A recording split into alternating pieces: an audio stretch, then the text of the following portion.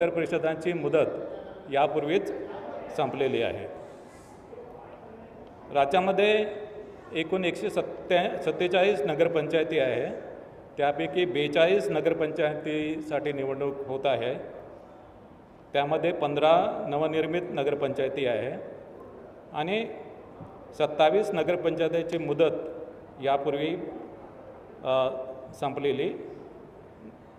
संपलेली आहे आणि उर्वरित 105 नगरपंचायतीची मुदत यापूर्वी समाप्त झालेली नाही।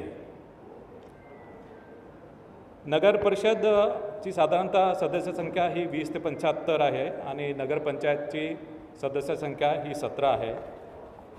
नगर परिषदेची निवडणूक ही बहुसदस्यीय पद्धतीप्रमाणे आहे आणि साधारणतः एका प्रभागामध्ये सर्वसाधारणपणे 2 जागा नगर परिषदेमध्ये असतात।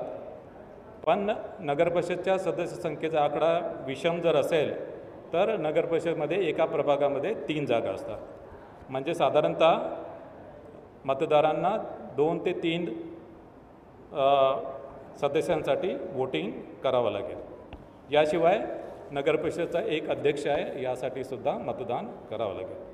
नगरपंचायतमध्ये आपल्याला माहीत आहे की फक्त एक सदस्य असतो आणि एक अध्यक्ष, त्याच्यामुळे तिथे मतदारांना नगरपंचायतीसाठी 2 मतं द्यावे लागते।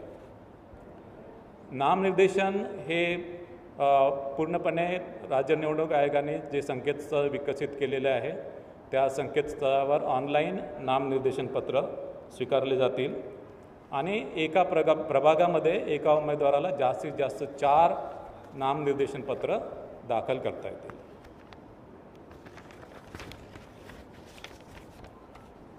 संकेतस्थळावर नामनिर्देशन पत्र दाखल केल्यानंतर त्याची प्रिंटआउट काढून ती संबंधित निवडणूक निर्णय अधिकाऱ्याकडे उमेदवारांना द्यावी लागेल।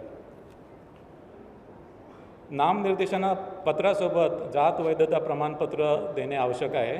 मात्र ज्यांनी नामनिर्देशनापूर्वी जात वैधता प्रमाणपत्रासाठी अर्ज केला आहे आणि नामनिर्देशनाच्या दिवशी ज्यांच्याकडे जात वैधता प्रमाणपत्र नाही आहे त्यांना अर्ज केल्याची पावती त्यांना सादर करून नामनिर्देशन पत्र त्यांना दाखल करता येईल।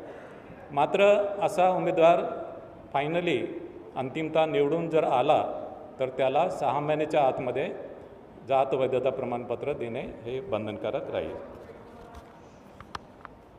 नगर परिषद आणि नगरपंचायतच्या मतदार यादी संदर्भात अंतिम मतदार यादी ही 31 ऑक्टोबर 2025 रोजी प्रसिद्ध झालेली आहे आणि मतदान केंद्रनिहाय मतदार याद्या 7 नोव्हेंबर 2025 रोजी प्रसिद्ध होणार आहे। नगरपरिषद आणि नगरपंचायतच्या निवडणुकीसाठी एकूण मतदार 1,07,03,576 इतके मतदार आहे आणि त्यासाठी एकूण 13,355 मतदान केंद्रांची व्यवस्था करण्यात आलेली आहे। या निवडणुकीसाठी